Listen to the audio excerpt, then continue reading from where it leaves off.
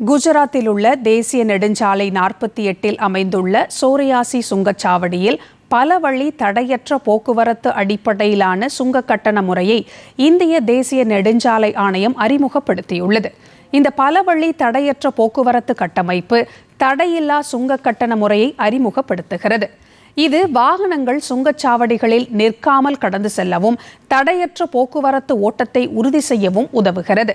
இந்த முறை செயல்படுத்தப்பட்ட முதல் நாளில் சுமார் 41,500 வாகனங்கள் பல வழி தடையற்ற போக்குவரத்து சுங்கச்சாவடியை கடந்து சென்றதாக சாலை போக்குவரத்து மற்றும் நெடுஞ்சாலைகள் அமைச்சகம் தெரிவித்துள்ளது. MLFF எனப்படும் பல வழி தடையற்ற போக்குவரத்து முறையானது வெளிப்படைத்தன்மையை அதிகரிப்பதன் மூலமும் சுங்கச்சாவடிகளை அமைப்பதற்கான செயல்பாட்டு செலவுகளை குறைப்பதன் மூலமும் சுங்கச்சாவடி செயல்பாடுகளை வலுப்படுத்த உதவும் என்று அமைச்சகம் கூறியுள்ளது. மேலும் தேசிய நெடுஞ்சாலை வலையமைப்பு முழுவதும் மிகவும் வலுவான, திறமையான மற்றும் செலவு குறைந்த சுங்க கட்டண சூழல் அமைப்பை உருவாக்குவதற்கும் MLFF பங்களிக்கும்.